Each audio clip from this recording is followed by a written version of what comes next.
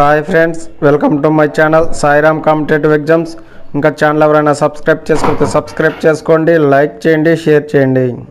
HGT పోస్టులకు BEd అభ్యర్థులు అనర్హులు. జీవో 4కు అనుగుణంగా ప్రక్రియ చేపట్టాలి. మధ్యంతర ఉత్తర్వులు జారీ చేసిన హైకోర్టు. సెకండరీ గ్రేడ్ టీచర్స్ పోస్టులకు బీఈడి అభ్యర్థులు అనర్హులని హైకోర్టు ప్రకటించింది.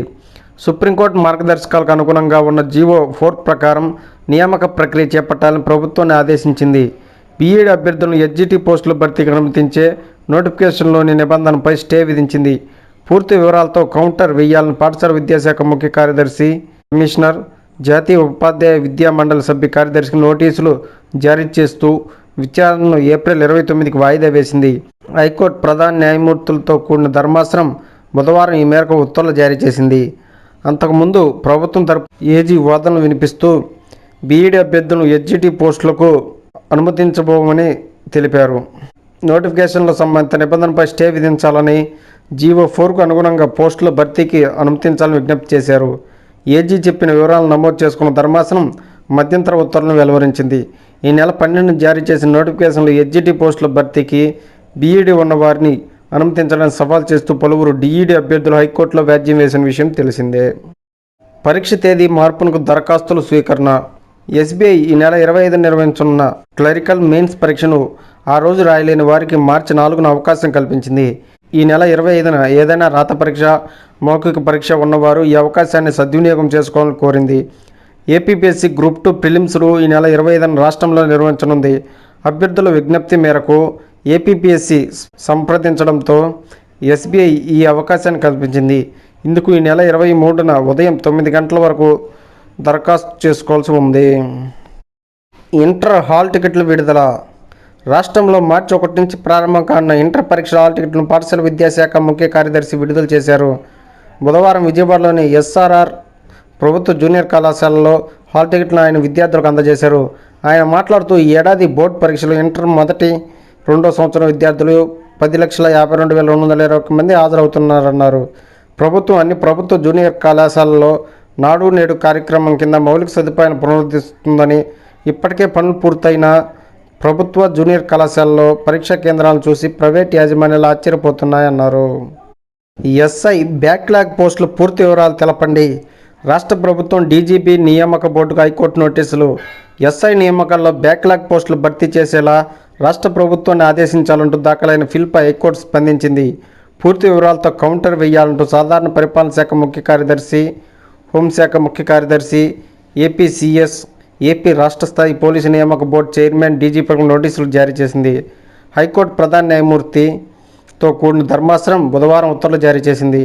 ఎస్ఐ నియామకాల్లో ఎస్సీ, ఎస్టీ, బీసీ మహిళలకు చెందిన 246 బ్యాక్లాగ్ పోస్టులు భర్తీ చేసేలా ఆదేశాలు జారీ చేయాలని కోరుతూ integrated tribal development society executive సభ్యులు పిల్ దాఖలు చేశారు. బుధవారం జరిగిన విచారణలో పిటిషన్ తరపున న్యాయవాది వాదనలు వినిపించారు. గతంలో ఎస్ఐ పోస్టుల భర్తీకి నోటిఫికేషన్ జారీ చేసినప్పటికీ బ్యాక్లాగ్ పోస్టులను భర్తీ చేయలేదన్నారు. ఈ వాదనను పరిగణలోకి తీసుకున్న ధర్మాసనం ప్రతివాదుల స్పందన తెలపాలని నోటీసులు జారీ చేసింది. డిఎస్సి జాప్యానికి గందరగోళం సృష్టిస్తున్నారా? హెచ్జిటి పోస్టులకు బీఈడి వారికి అవకాశం లేదంటూ జీవో 4 జారీ. ఆ తర్వాత అనుమతిస్తూ సవరణ మెమో. రాష్ట్రాలకు సుప్రీంకోర్టు స్వేచ్ఛ ఇచ్చిందంటూ కమిషనర్ కొత్త భాష్యం. బీఈడి అభ్యర్థులను అనుమతించబోమంటూ తాజాగా హైకోర్టుకు నివేదిక. ఎన్నికలకు ముందు డిఎస్సి ప్రకటించిన ప్రభుత్వం ఆ ఉపాధ్యాయ నియామకాలు సైతం జరగకుండా అడ్డుకునేందుకు ప్రయత్నిస్తున్నట్టు కనిపిస్తుంది. జీవోలను తరచూ సవరిస్తూ గందరగోళం సృష్టిస్తుంది. సెకండరీ గ్రేడ్ టీచర్ పోస్టులకు బీఈడి చేసిన వారు అనర్హులంటూ జనవరి 26న ప్రభుత్వం జీవో 4 ఇచ్చింది. ఆ తర్వాత డిఎస్సి నోటిఫికేషన్ ఇచ్చే సమయానికి దీన్ని సవరిస్తూ మెమో జారీ చేసింది. ఈ విరుద్ధమైన నిర్ణయాలను చూస్తుంటే ప్రభుత్వమే నియామకాలను అడ్డుకునేందుకు ప్రయత్నాలు చేస్తున్నట్టు ఉందనే విమర్శలు వ్యక్తమవుతున్నాయి. హెచ్జిటి పోస్టులకు బీఈడి వారు అనర్హులని రాజస్థాన్, గుజరాత్ రాష్ట్రాల కేసులో సుప్రీంకోర్టు తీర్పునిచ్చింది. ఈ విషయం ప్రభుత్వానికి తెలుసు. జీవో 4లోనూ సుప్రీంకోర్టు తీర్పును ప్రస్తావించింది. ఆ తర్వాత నోటిఫికేషన్కు మాత్రం బీఈడి వారిని అనుమతిస్తూ సవరణల ఆదేశాలు జారీ చేసింది. సుప్రీంకోర్టు తీర్పు రాజస్థాన్ రాష్ట్రానికే వర్తిస్తుంది. హెచ్జిటి పోస్టులకు బీఈడి వారికి అర్హత కల్పించడంపై రాష్ట్ర ప్రభుత్వం నిర్ణయం తీసుకోవచ్చని సర్వోన్నత న్యాయస్థానం స్వేచ్ఛనిచ్చింది. అభ్యర్థుల నుంచి వచ్చిన వినతుల మేరకు దీనిపై నిర్ణయం తీసుకున్నామని పాఠశాల విద్యాశాఖ కమిషనర్ ఈ నెల 12 విలేకరుల సమావేశంలో తెలిపారు. డిఎస్సి 2018లో పాటించిన నిబంధనలే పాటిస్తున్నామన్నారు.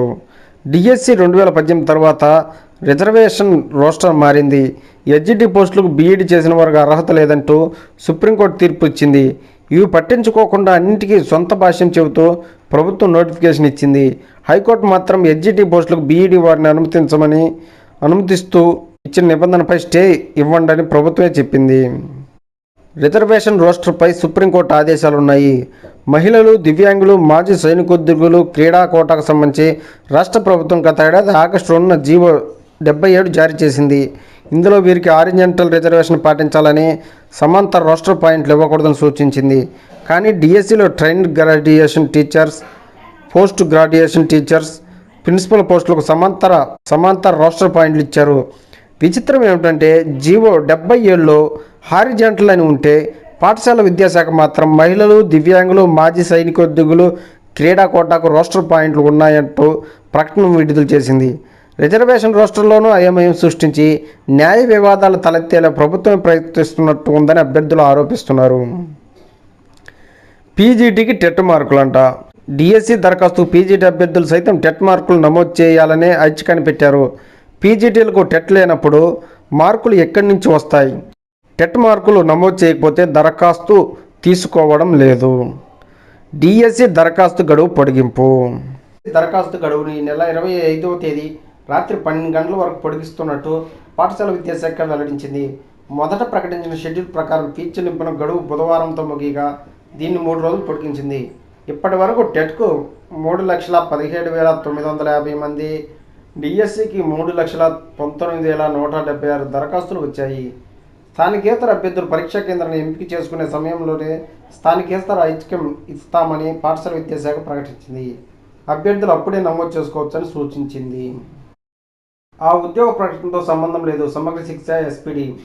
ఆంధ్రప్రదేశ్ సర్వశిక్ష అభియాన్ లోగోతో గవర్నమెంట్ స్కూల్స్లో 841 వొకేషనల్ ట్రైనర్స్ కాంట్రాక్ట్ పోస్టులంటూ సోషల్ మీడియాలో వస్తున్న ప్రకటనతో తమకు సంబంధం లేదని సమగ్ర శిక్ష ఎస్పీడీ బుధవారం ఒక ప్రకటనలో తెలిపారు. నిరుద్యోగ యువతను మోసం చేసే క్రమంలో కొంతమంది ఇలాంటి అసత్య ప్రకటనలతో డబ్బు వసూలు చేస్తున్నట్టు తమ దృష్టికి వచ్చిందన్నారు. ఇలాంటి ప్రకటనలపై యువత అప్రమత్తంగా ఉండాలని హెచ్చరించారు. టెట్, టీఆర్టీపై నేడు మధ్యంతర ఉత్తర్వులు. 2 పరీక్షల మధ్య తగినంత సమయం ఉండేలా ఆదేశాలు ఇవ్వాలన్న పిటిషన్లు. 5 అభ్యర్థుల కోసం నోటిఫికేషన్ రద్దు చేయడం సరికాదు. దీనివల్ల అభ్యర్థులు తీవ్రంగా నష్టపోతారు. ప్రభుత్వ న్యాయవాదుల వాదన. ఉపాధ్యాయ నియామక పరీక్ష టీఆర్టీ, టీచర్ అర్హత పరీక్ష టెట్ల మధ్య తగిన సమయం ఉండేలా ఆదేశాలు జారీ చేయాలని కోరుతూ దాఖలైన వాద్యంలో వాదనలు ముగిశాయి. వాదనలు విన్న హైకోర్టు మధ్యంతర ఉత్తర్వుల జారీ విషయంలో తన నిర్ణయాన్ని గురువారానికి వాయిదా వేసింది. ఈ మేరకు న్యాయమూర్తి ఉత్తర్వులు జారీ చేశారు.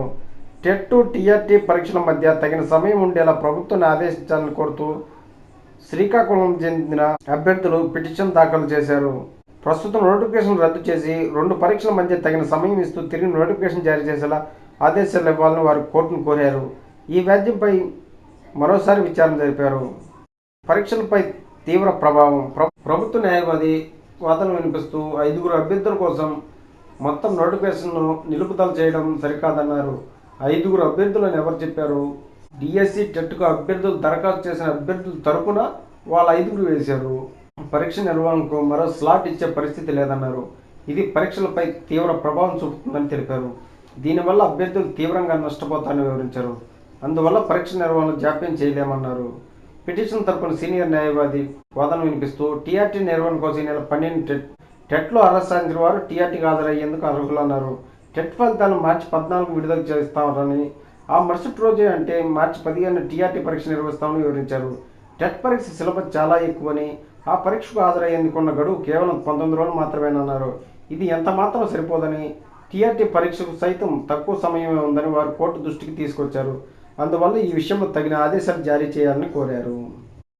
పాలిటెక్నిక్ లెక్చరర్ల ఎంపిక జాబితా విడుదల. గతేడాది ఏప్రిల్లో నిర్వహించిన ప్రభుత్వ పాలిటెక్నిక్ లెక్చరర్ పోస్టుల తుది ఫలితాలను ఏపీపీఎస్సీ విడుదల చేసింది. ఎంపికైన అభ్యర్థుల జాబితాను సర్వీస్ కమిషన్ వెబ్సైట్లో ఉంచినట్టు కార్యదర్శి పేర్కొన్నారు. 25నే గ్రూప్ 2 ప్రిలిమ్స్. ఇప్పటిదాకా 4.30 లక్షల మంది హాల్ టికెట్ డౌన్లోడ్. రాష్ట్ర వ్యాప్తంగా 1327 సెంటర్ల ఏర్పాటు. ఒకే రోజు జరిగే గ్రూప్ 2 ఎస్బీఐ పరీక్షలకు దరఖాస్తు చేసింది 550 మంది. 550 మందికి మార్చి 4వ తేదీ పరీక్ష నిర్వహించనున్న ఎస్బీఐ. ఏపీపీఎస్సీ విజ్ఞప్తి మేరకు నిర్ణయం.